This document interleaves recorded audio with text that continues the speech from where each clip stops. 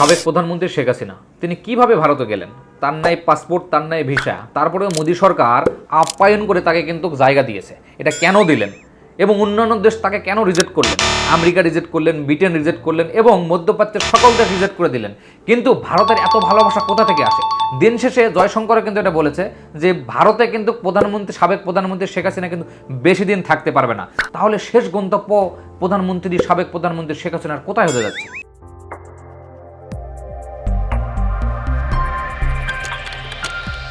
আসসালামু আলাইকুম রহমতুল্লাহ। আমি তৌফিক এলাহি ডিজিটাল ভিশনের পক্ষ থেকে আপনাকে জানাচ্ছি শুভেচ্ছা এবং স্বাগত। বাংলাদেশের সদ্য বিদায়ী সাবেক প্রধানমন্ত্রী শেখ হাসিনা কিভাবে ইমিগ্রেশন, পাসপোর্ট এবং ভিসা ছাড়া কিভাবে দিল্লিতে পৌঁছালেন, যেখানে বাংলাদেশি একজন নাগরিকের বৈধ পাসপোর্ট লাগে, বৈধ ভিসা লাগে, ইমিগ্রেশনে হাজার রকম প্রশ্ন এবং হাজার রকম নিয়ম পাশ করে তারপরে আমরা কিন্তু ভারতে যেতে পারি, আমরা যারা সাধারণ নাগরিক। তাহলে কি প্রশ্ন এটাই আসে যে আপনার এবং আমার আইনটা আলাদা? যারা কর্তৃত্ব শ্রেণীর, আমলা শ্রেণীর, যেমন শেখ হাসিনা বা শেখ রেহেনা বা যারা মন্ত্রী, এমপি, মিনিস্টার আছে, তাদের আইনটা কি আলাদা? ব্যাপারটা কি এরকম যে আইনটা সত্যি সত্যি শুধুমাত্র সাধারণ মানুষদের প্রয়োগ করার জন্য এই আইনগুলো তৈরি করা হয়েছে? এই আইনগুলোর প্রয়োগ কেন শেখ হাসিনার বিরুদ্ধে করা যায় না, কেন শেখ রেহেনার বিরুদ্ধে করা যায় না? এই প্রশ্নটা দিয়েই আজকে আলোচনা শুরু করি।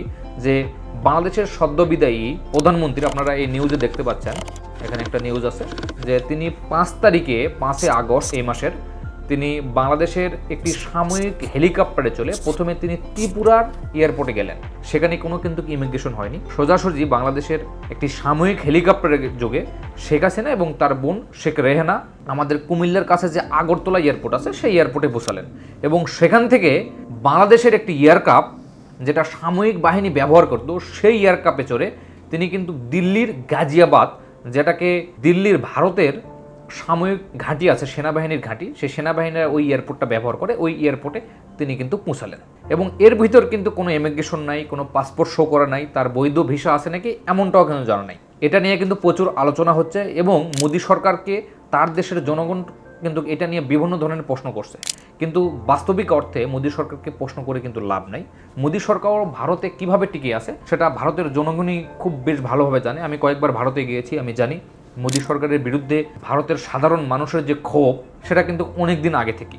মোদী সরকার যে এই যে একটা সেফ একটা জায়গা যে শেখ হাসিনাকে দিল, এটা কিন্তু বৈধ না, এটাকে সম্পূর্ণ একটা অবৈধভাবে তিনি কিন্তু শেখ হাসিনাকে সেখানে আশ্রয় দিয়েছে।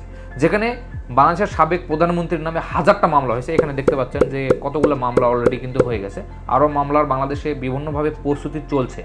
এ সমস্ত মামলা কিন্তু শেখ হাসিনার বিরুদ্ধে হবে। গুম, খুন, আয়নাঘর থেকে শুরু করে এমন ঘৃণিত অপরাধ নাই যে অপরাধ কিন্তু শেখ হাসিনা করে নাই। আমি সম্পূর্ণভাবে এটা ভারতকে দোষ দেব না, এটা শুধুমাত্র মোদী সরকার কিন্তু শেখ হাসিনাকে কিন্তু এই জায়গাটা করে দিয়েছে। তাহলে আমি আপনাকে এটা বলতে পারি যে এই আইনগুলো, যে সংবিধানগুলো, এই সংবিধানগুলো শুধুমাত্র লেখা হয়েছে শুধুমাত্র সাধারণ মানুষকে প্রয়োগ করার কারণে। কিছু কিছু অসাধারণ মানুষকে প্রয়োগ করা এই আইনগুলো যায় না। যেমন শেখ হাসিনা তার উৎকৃষ্ট উদাহরণ। দিন শেষে কি মোদী সরকার শেখ হাসিনাকে রাখতে পারবে? এ সমস্ত নিউজ দেখেন যে শেখ হাসিনা কোনোভাবেই ভারতে থাকতে পারবে না, কারণ ভারতের রাজনৈতিক অ্যাসাইলাম দেওয়ার কোনোভাবে সুযোগ নেই। ভারতের সাথে বাংলাদেশের একটি সম্পর্ক কিন্তু বিচ্ছিন্ন হবে। অলরেডি আমাদের বর্তমান যে প্রধান উপদেষ্টা আছে, যাকে আমরা প্রধানমন্ত্রী বলে থাকি, তিনি হলো ডক্টর মোহাম্মদ ইউনূস। তিনি কিন্তু অলরেডি একটি ভারতের মিডিয়াকে বলে দিয়েছে যদি বাংলাদেশ নিয়ে যদি কোনো রকম রাজনৈতিক কূটচাল চালা হয় তাহলে কিন্তু 7 সিস্টার থাকবে না। 7 সিস্টার হলো সেটাই যে ভারতের যে 7টি রাজ্য আছে আমাদের পার্শ্ববর্তী এই 7টি রাজ্যকে 7 সিস্টার বলা হয়। এই 7 সিস্টার থাকবে না। এই বিষয়ে কিন্তু এখন পর্যন্ত কেউ কিন্তু কোনো প্রতিক্রিয়া জানায়নি। ভারতের কোনো মন্ত্রী জানায়নি, ভারতের কোনো আমলা জানায়নি, ভারতের বর্তমান যে হাইকমিশন আছে তারাও কিন্তু এই বিষয় নিয়ে কোনো কিছু জানায়নি। তার কারণ ভারত চাচ্ছে যে বাংলাদেশের সাথে তার একটা সুসম্পর্ক রাখতে। ভারত খুব ভালোভাবে জানে এবং মোদী সরকার খুব ভালোভাবে জানে যে বাংলাদেশের সাথে আমাদের একটি টানাপোড়েন সম্পর্ক পড়ে গেছে। কিছুদিন আগেও ভারত আমাদেরকে ই ভিসা দিয়েছিল, মেডিকেল ই ভিসা, সেই ই ভিসা কিন্তু এখন আর দিচ্ছে না। এই ই ভিসাটি সম্পূর্ণভাবে বন্ধ করে দিয়েছে। আমরা যখন ওয়েবসাইটে ঢুকি তখন আমরা দেখতে পাই যে এই ই ভিসা আর কিন্তু বাংলাদেশের জন্য ইস্যু করতেছে না।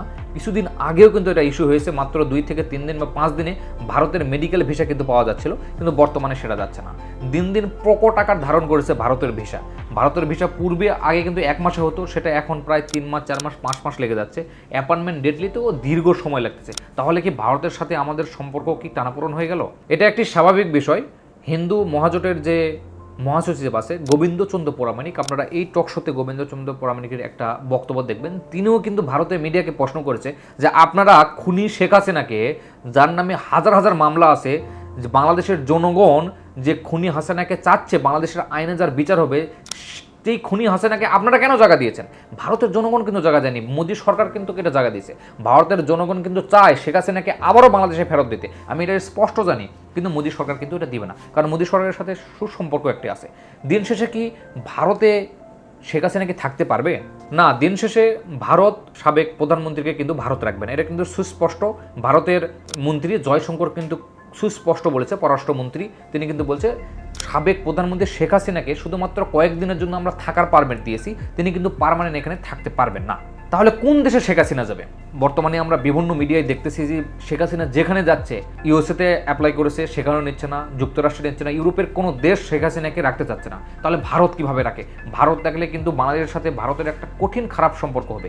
ভারত কিন্তু এটা কোনোভাবে এটা চাইবে না। ভারত চাইবে যে শেখ হাসিনা তাদের কাছ থেকে চলে যাক, মানে কোনো রকমের আপদটা তারা বিদায় করবে। শেখ হাসিনা যে তাদেরকে একটা সুযোগ সুবিধা দিয়েছে, এই সুযোগ সুবিধা থেকে তারা কিছুদিন, অল্প কিছুদিন তারা থাকার জায়গা হয়তো বা দিবে। তাহলে শেখ হাসিনা কোন দেশে যাবে? শেখ হাসিনার আপন ভাতিজি টিউলিপ সিদ্দিকী, যেটা শেখ রেহানার আপন মেয়ে, কিন্তু ব্রিটেনের সেখানকার একজন এমপি এবং একটা মন্ত্রী পদমর্যাদায় তিনি সেখানে আছে, তার ওখানে কিন্তু শেখ হাসিনা যেতে পারতেছে না। অলরেডি শেখ রেহানা কিন্তু সেই দেশে চলে গেছে, মানে ইংল্যান্ডে কিন্তু চলে গেছে রাজনৈতিক আশ্রয়ে, বা তার মেয়ের কাছে চলে গেছে। কিন্তু সেই দেশের জনগণ কিন্তু সেটা কিন্তু অ্যালাউ করবে না। কী কারণে অ্যালাউ করবে না শেখ হাসিনাকে? কারণ সেই দেশের আইন আছে, কঠিন একটা আইন প্রয়োগকারী সংস্থা আছে, এবং ইউএসএও তো এরকম যে কোনো ফাসিস্টকে, কোনো স্বৈরাচারকে তারা কিন্তু জায়গা দিবে না। কিছু কিছু দেশ দেয়, যেমন ধরেন সুইজারল্যান্ড দিতে পারে বা কানাডা দিতে পারে, কিন্তু ইউএসএ বা আমেরিকা না দেওয়ার কারণে এই সমস্ত দেশও কিন্তু নাকচ করে দিয়েছে অলরেডি। তাহলে তাদের একটি জবাবদিহিতামূলক সরকার আছে। ভারতের যেভাবে সাবেক প্রধানমন্ত্রী শেখ হাসিনা পার হয়ে গেল, এই সেমভাবে কি ব্রিটেন বা ইউরোপের কোনো দেশে যেতে পারবে? না, সেমভাবে যেতে পারবে না। 100% ইমিগ্রেশন কমপ্লিট করেই যেতে হবে। তার কারণ সেই দেশের সাধারণ মানুষের যে দাম, প্রধানমন্ত্রী হোক বা মন্ত্রী লেভেলের লোক হোক, তারও কিন্তু সেম দাম। সেখানে আইন আছে, প্রয়োগ করার সংস্থা আছে, কিন্তু আমরা এই ভারতবর্ষে কিন্তু সেটা প্রয়োগ করতে পারি না। আপনার জন্য এক আইন, আমার জন্য এক আইন। এর বাস্তব উদাহরণ শেখ রেহানা এবং সাবেক প্রধানমন্ত্রী শেখ হাসিনা।